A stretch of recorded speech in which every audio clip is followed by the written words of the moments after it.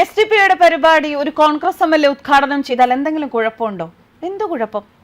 അവർ തമ്മിൽ അത്രയും അടുപ്പമാണ് എന്നത് വ്യക്തമല്ലേ? വഖഫ് മദ്രസ സംരക്ഷണ സമ്മേളനമാണ് കരുനാഗപ്പള്ളി എം.എൽ.എ സി.ആർ. മഹേഷ് ഉദ്ഘാടനം ചെയ്യുന്നത്. വഖഫ് സംരക്ഷണ സമിതി കരുനാഗപ്പള്ളി നിയോജക മണ്ഡലം കമ്മിറ്റിയാണ് പരിപാടിയുടെ സംഘാടകർ.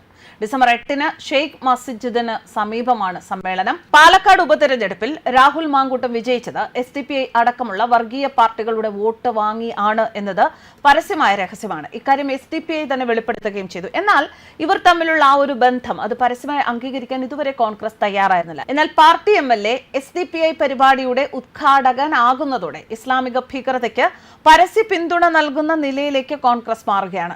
ഇതുമായി ബന്ധപ്പെട്ട ശക്തമായ പ്രതികരണവുമായി കാസ രംഗത്തെത്തിയിരിക്കുകയാണ്. നിരോധിത ഇസ്ലാമിക ഭീകരവാദ സംഘടനയുടെ രാഷ്ട്രീയ പാർട്ടിയുടെ പരിപാടി ഉദ്ഘാടനം ചെയ്യുന്നത് കോൺഗ്രസ് എം.എൽ.എ. കാശ്മീരിലെ ഹിന്ദു വംശഹത്യ ഓർമ്മയുണ്ടല്ലോ. ആ നാളുകളിൽ അവിടുത്തെ ഇസ്ലാമിക ഭീകര സംഘടനകളുമായി എങ്ങനെയായിരുന്നോ കാശ്മീരിൽ കോൺഗ്രസ് ബന്ധം പുലർത്തിയിരുന്നത്, അതേ നിലയിലേക്ക് എത്തിയിരിക്കുകയാണ് കേരളത്തിലെ കാര്യങ്ങളും. പരസ്യമായ ഭീകരവാദ സംഘടനകളുമായുള്ള കോൺഗ്രസിന്റെ ബന്ധങ്ങൾ അപകടകരമാണ്. മതേതരത്വത്തിന് ആരാണ് ഭീഷണിയെന്ന് ഇനിയെങ്കിലും ജനങ്ങൾ തിരിച്ചറിയുക എന്നാണ് കാസയുടെ ഫേസ്ബുക്ക് പോസ്റ്റിൽ പറയുന്നത്. നമുക്കറിയാം, എറണാകുളം ജില്ലയിലെ പള്ളിപ്പുറം പഞ്ചായത്തിലുള്ള ഒരു തീരദേശ ഗ്രാമമാണ് മുനമ്പം. മുനമ്പം എന്ന തീരദേശ ഗ്രാമം ഇന്ന് കേരളത്തിന്റെ ആകമാനം നൊമ്പരമാണ്. കാരണം തലമുറകളായി മുനമ്പത്ത് താമസിക്കുന്ന 600-ലേറെ കുടുംബങ്ങൾ കുടിയൊഴിപ്പിക്കൽ ഭീഷണി നേരിടുകയാണ്. അതിൽ ഭൂരിഭാഗവും ക്രൈസ്തവ മതവിശ്വാസികളും മറ്റുള്ളവർ പിന്നാക്കക്കാരായ ഹിന്ദു മതവിശ്വാസികളുമാണ്. ഇതുകൂടാതെ മുനമ്പത്തെ വേളാങ്കണ്ണി മാതാ പള്ളി, അവിടുത്തെ സെമിത്തേരി, വ്യാകുലമാതാ ആശ്രമം, പ്രസന്റേഷൻ കോൺവെന്റും ഇതൊക്കെ എല്ലാം ഇന്ന് തർക്ക വസ്തുക്കളായി മാറിയിരിക്കുകയാണ്. മുനമ്പത്തെ ജനങ്ങൾ ഇതെല്ലാം അനുഭവിച്ചു തുടങ്ങുന്നത് ഭാരതം ഒട്ടാകെ വ്യാപിക്കാൻ തുടങ്ങുന്ന അപകടത്തിന്റെ ഒരു ചെറിയ മുന്നറിയിപ്പാണ്. ഇവിടുത്തെ 610 കുടുംബങ്ങൾ ഇന്ന് നമ്മൾ വിശ്വസിക്കുന്ന ഭരണഘടനയുടെയും നിയമസംവിധാനങ്ങളുടെയും പരിമിതികൾ അനുഭവിക്കുകയാണ്. ഭരണഘടനയും നിയമസംവിധാനങ്ങളും നമ്മെ ഭരിച്ചിരുന്ന മുൻ ഭരണാധികാരികളും ചില മതമേലധ്യക്ഷന്മാരും ചേർന്ന് അട്ടിമറിച്ചിരിക്കുന്നു. മുനമ്പത്തെ ജനങ്ങൾക്ക് അവർ പണം കൊടുത്ത് വാങ്ങിയ, ചിലർക്ക് കുടികിടപ്പ് അവകാശം ലഭിച്ച വസ്തുവകകൾക്ക് കരമടച്ച രസീതും വില്ലേജ് താലൂക്ക് ഓഫീസിൽ നിന്നുള്ള എല്ലാ സർക്കാർ രേഖകൾ കൈവശമുണ്ടായിട്ടും വീടുകൾ അന്യാധീനപ്പെടാൻ പോവുകയാണ്. ഏതാണ്ട് 36 വർഷങ്ങൾക്ക് മുൻപുള്ള കാര്യങ്ങളാണ്. ആ സമയത്ത് പണം കൊടുത്തു വാങ്ങിയ സ്ഥലം വഖഫാണ് എന്ന് അവകാശപ്പെട്ടാണ് ഇവർ എത്തിയിരിക്കുന്നത്. അത് തിരിച്ചെടുക്കാൻ 2009-ലെ നിസാർ കമ്മിറ്റി റിപ്പോർട്ട് എഴുതി ഉണ്ടാക്കി എന്ന് പറയുന്ന റിപ്പോർട്ടും ചുവട് പിടിച്ച് മുനമ്പം നിവാസികളെ ഒഴിപ്പിക്കാൻ കേരള ഹൈക്കോടതിയും ഉത്തരവിറക്കി. ഈ ഉത്തരവിനെ തുടർന്ന് ദളിത് പിന്നാക്ക ന്യൂനപക്ഷങ്ങളെ മുസ്ലിം ജനസാമാന്യത്തിന്റെ ഹൃദയത്തോട് ചേർത്ത് വെക്കുമെന്ന് വലിയ വായിൽ വീമ്പിളക്കുന്ന എസ്.ഡി.പി.യും PDP-യും മുനമ്പത്തെ പാവപ്പെട്ടവരെ, അതായത് ദളിത് പിന്നാക്ക ന്യൂനപക്ഷ വിഭാഗത്തിന്റെ ചെറിയ കുടിലുകളെ പോലും ലക്ഷ്യം വെച്ച് അവ കൈവശപ്പെടുത്താനാണ് ആഹ്വാനം ചെയ്തുകൊണ്ടിരിക്കുന്നത്. അത്തരക്കാരോടാണ് കോൺഗ്രസിന്റെ കൂട്ടുകെട്ട്. 2014-ലെ ലോക്സഭാ തെരഞ്ഞെടുപ്പിന് തൊട്ടു മുൻപ് ഡൽഹിയിലെ അതീവ പ്രാധാന്യം അർഹിക്കുന്ന 123 ഭൂമികളാണ് UPA സർക്കാർ വഖഫ് ബോർഡിന് സമ്മാനിച്ചത്. 1995-ൽ 4.5 ലക്ഷം ഏക്കർ മാത്രമുണ്ടായിരുന്ന വഖഫ് സ്വത്ത് നിലവിൽ രാജ്യത്തെ 8.7 ലക്ഷം വസ്തുക്കളിലായി 1.2 ലക്ഷം കോടി രൂപ മൂല്യം വരുന്ന 9.4 ലക്ഷം ഏക്കർ ഭൂമിയായി വർദ്ധിച്ചിരിക്കുകയാണ്.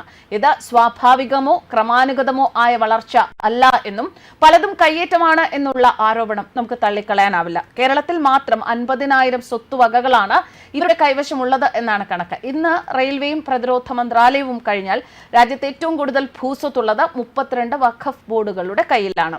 തമിഴ്നാട്ടിലെ തിരുച്ചെന്തൂരിലെ ചന്ദ്രശേഖര സ്വാമി ക്ഷേത്ര സ്വത്തുമായി ബന്ധപ്പെട്ട ഒരു തർക്കമാണ് വഖഫ് നിയമം ഉയർത്തുന്ന ആ ഒരു ഭീഷണിയുടെ വ്യാപ്തി എത്രമാത്രമാണ് എന്ന് പൊതുജന ശ്രദ്ധയിൽ എത്തിച്ചത്. ഇസ്ലാം മതം സ്ഥാപിക്കപ്പെടുന്നതിനും നൂറ്റാണ്ടുകൾക്ക് മുൻപ് പണി കഴിപ്പിച്ച ഈ ക്ഷേത്രം പോലും വഖഫ് സ്വത്താണ് എന്ന അടിസ്ഥാനരഹിതമായ അവകാശവാദമാണ് ഉണ്ടായത്. ഇവിടെ വഖഫിന്റെ മറവിൽ ഒരു ഗ്രാമത്തിന് മുഴുവൻ അവകാശം ഉന്നയിക്കപ്പെടുകയായിരുന്നു എങ്കിൽ കേരളത്തിലെ മുനമ്പത്ത് 600-ലേറെ കുടുംബങ്ങളുടെ സ്വത്തിലാണ് വഖഫ് അവകാശവാദം ഉന്നയിക്കുന്നത്. അന്യായമായി ഭൂമി തട്ടിയെടുത്തതിന്റെ പേരിൽ വഖഫ് ബോർഡിനെതിരെ രാജ്യത്ത് 40,951 കേസുകളാണ് നിലവിലുള്ളത് എന്ന് പറയുമ്പോൾ പ്രശ്നങ്ങൾ എത്രമാത്രം സീരിയസ് ആണ് എന്ന് വ്യക്തമാകും. വഖഫ് നിയമം ദുരുപയോഗം ചെയ്ത് ഇസ്ലാമിക ഭീകരവാദികൾ വ്യാപകമായി പൊതുസ്വത്തുക്കളും ഇതര മതസ്ഥരുടെ ആരാധനാലയങ്ങളും കൈയടക്കുകയാണ്. വഖഫിന്റെ പേരിൽ നിയമവിരുദ്ധമായി സ്വത്ത് തട്ടിയെടുക്കപ്പെട്ടവരിൽ ഭൂരിഭാഗവും മുസ്ലിങ്ങൾ തന്നെയാണ് എന്ന വസ്തുതയും വിസ്മരിക്കാൻ പാടില്ല. രാജ്യത്തിന്റെ പാർലമെന്റ് മന്ദിരം പോലും വഖഫ് ഭൂമിയിലാണ് എന്ന വാദവുമായി AIUDF നേതാവും MP-യുമായ ബദറുദ്ദീൻ അജ്മലും രംഗത്ത് വന്നിരുന്നു. മധ്യപ്രദേശിലെ പോലീസ് ആസ്ഥാനം, ദില്ലി ഡെവലപ്മെന്റ് അതോറിറ്റിയുടെ കെട്ടിടങ്ങൾ, ബീഹാറിലെ ഗോവിന്ദപുർ ഗ്രാമം, സൂറത്തിലെ മുനിസിപ്പൽ കോർപ്പറേഷൻ ഓഫീസ്, ഗുജറാത്തിലെ ദ്വാരക, ദേവഭൂമിയിൽ കടൽ മുങ്ങിയ കൃഷ്ണന്റെ കൊട്ടാരത്തിനോട് ചേർന്നുള്ള ദ്വീപുകൾ തുടങ്ങി തെലങ്കാനയിലെ മൽക്കാജ്ഗിരിയിലെ ജനവാസ മേഖലകളിൽ വരെ വഖഫിന്റെ കഴുകൻ കണ്ണുകൾ വട്ടമിട്ട് പറക്കുകയാണ്. കർണാടകയിലെ കർഷകരും മുനമ്പത്തെ മത്സ്യത്തൊഴിലാളികളും ഉൾപ്പെടെ വഖഫ് ഭീകരതയ്ക്ക് ഇരകളായി മാറുകയാണ്. ഈ നിയമത്തിനെതിരെ പ്രതിഷേധം ശക്തമായതിനിടെയാണ് കർണാടകയിലെ വിജയപുരയിലെ കൃഷിഭൂമി ഒറ്റ രാത്രി കൊണ്ട് വഖഫിന്റെ പേരിലാക്കി എന്ന ഞെട്ടിപ്പിക്കുന്ന വാർത്തയും പുറത്തു വന്നത്. ഈ വസ്തുതകളൊക്കെ അവഗണിച്ചുകൊണ്ടാണ് മതഭീകരവാദികളെ പ്രീണിപ്പിച്ച് രാഷ്ട്രീയ നേട്ടമുണ്ടാക്കുക എന്ന ലക്ഷ്യത്തോടെ കേരള നിയമസഭ ഒറ്റക്കെട്ടായി വഖഫ് നിയമ ഭേദഗതിക്കെതിരെ പ്രമേയം പാസാക്കുന്നത്.